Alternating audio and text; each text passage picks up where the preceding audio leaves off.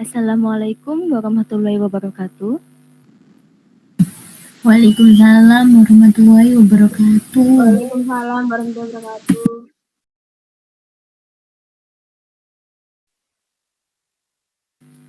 Selamat pagi anak-anak. Saya harap semuanya sehat ya. Karena cuaca yang seperti ini, semoga semuanya tetap dilimpahkan kesehatan. Baik, untuk materi perkuliahan pada hari ini adalah tentang waspada novel corona. Jadi akan saya share screen dulu ya. Sebentar.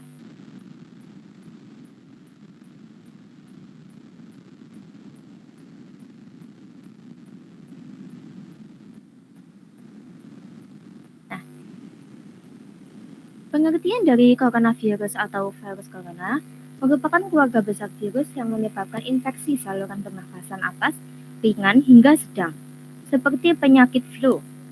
Kemudian penyebabnya itu bisa terjadi karena percikan air liur pengidap, seperti ketika mereka batuk dan bersin, menyentuh tangan atau wajah orang yang terinfeksi, menyentuh mata, hidung, atau mulut setelah memegang barang yang terkena percikan air liur pengidap virus corona, dan sebagainya.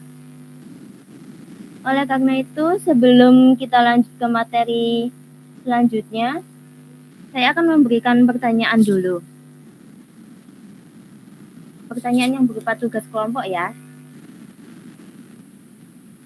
Jadi nanti kalian bertiga akan berkelompok untuk mendiskusikan hal tentang bahaya dari virus corona ini, sehingga bagaimana kalian harus mengantisipasinya dan mewaspadainya.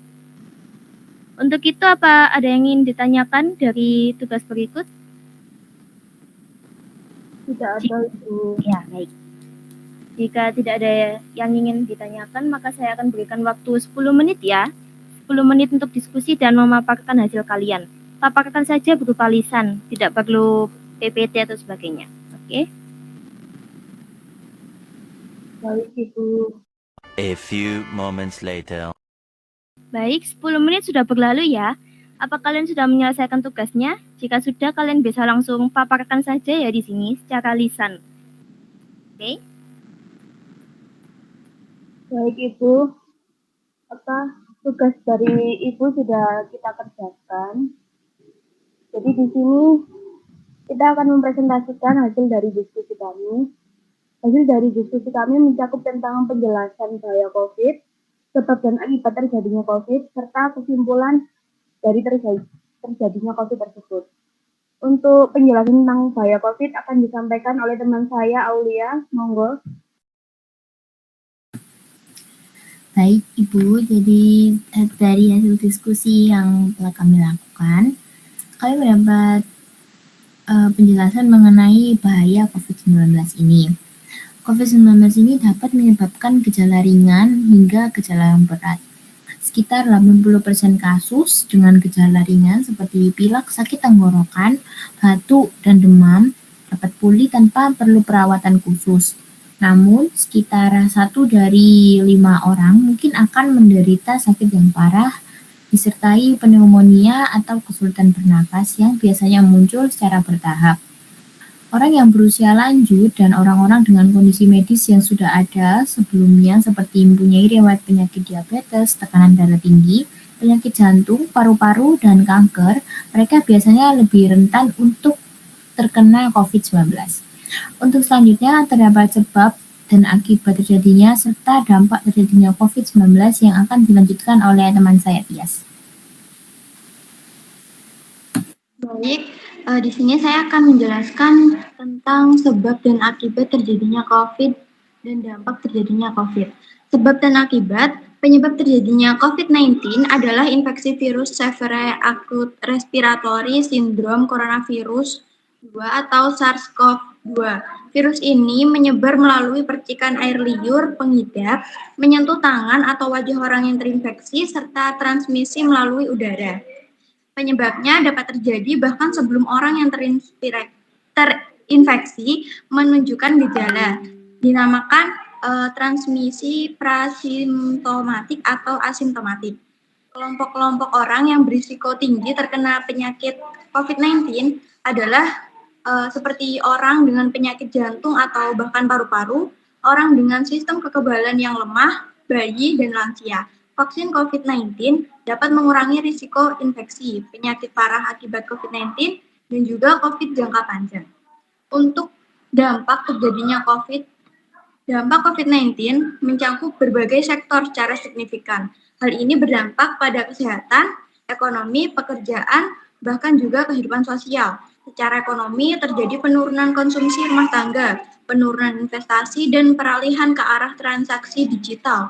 Secara sosial, hal ini mengubah norma budaya, meningkatkan penggunaan media sosial, dan menegakkan protokol kesehatan baru. Dari segi kesehatan, hal ini menyebabkan tingginya tingkat infeksi, kematian, dan membebani layanan kesehatan. Secara keseluruhan, COVID-19 mengubah kehidupan sehari-hari, menekankan perlunya adaptasi, inovasi, dan dukungan pemerintah di semua sektor.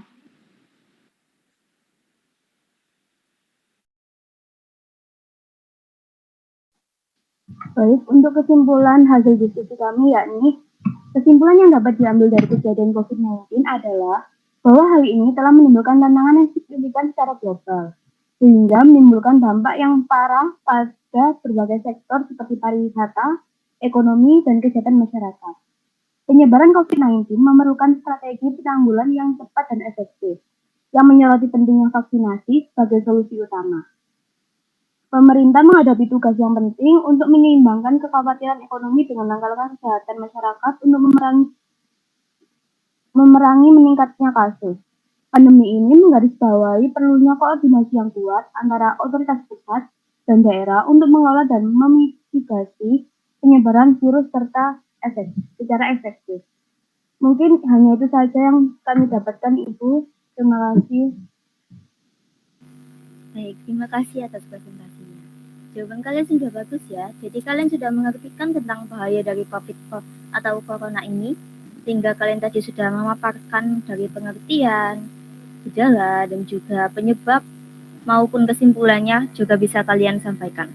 Baik, bagus. Terima kasih ya untuk presentasinya. Baik, karena ini sudah mau habis waktunya, apa ada yang ingin kalian ditanyakan? Silakan bertanya.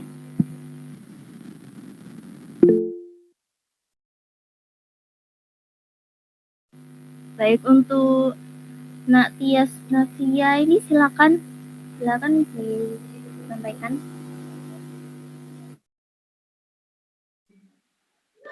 Baik, Ibu mau bertanya terkait penyebab infeksi coronavirus tersebut kan banyak ya, Bu.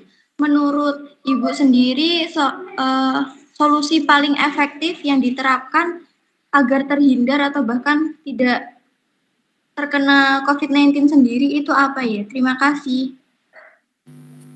Bagus. Pertanyaan yang bagus ya. Jadi saya mau jawab. Solusi yang paling bagus itu adalah pertama-tama dimulai dari hal yang kecil ya. Kita bisa mencuci tangan dan menjaga jarak atau social distancing 1 hingga 2 meter dari orang sekitar. Kemudian yang paling penting adalah dengan vaksinasi. Karena dengan vaksinasi tubuh kita bisa terlindungi dari virus corona tersebut. Baik, apakah jawabannya sudah membantu, Nak Tias? Baik, Ibu, terima kasih. Terima kasih ya. Sekarang ke Aulia Devira, silakan. Ada pertanyaan apa?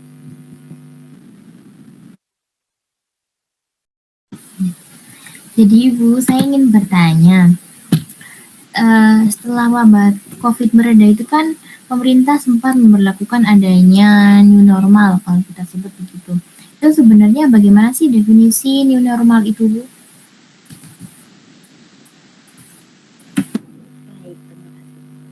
New normal ya. New normal itu sebenarnya adalah sebuah ungkapan yang disampaikan oleh pemerintah agar kita melanjutkan kehidupan yang baru di tengah COVID-19 yang pada saat itu merajalela.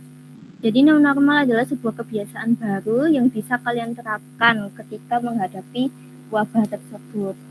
Untuk bisa dan contoh-contoh dari new normal itu sendiri seperti yang sudah saya sampaikan tadi, seperti mencuci tangan, jaga jarak atau social distancing, dan ada masih banyak lagi sebenarnya ya.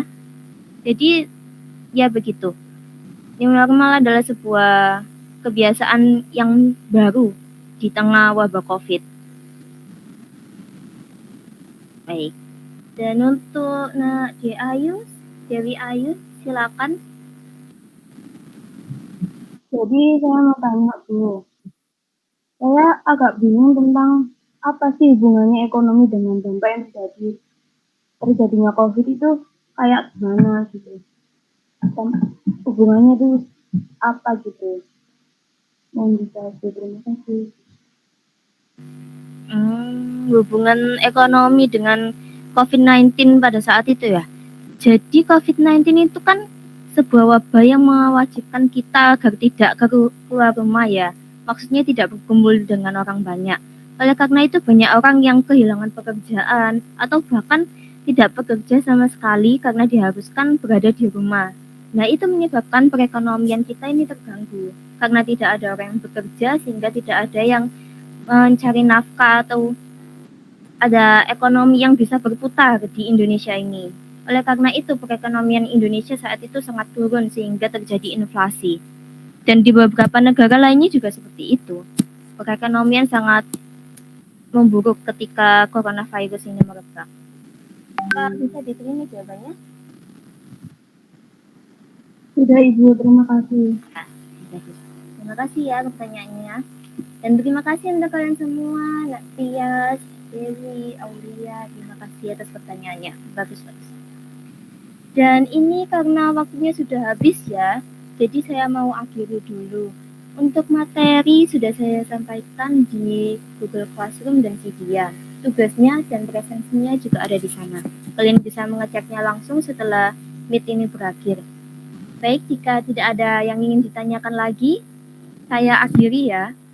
Assalamualaikum warahmatullahi wabarakatuh. Waalaikumsalam warahmatullahi wabarakatuh. Terima kasih, Terima kasih ya. Terima kasih. Semoga sehat selalu semuanya.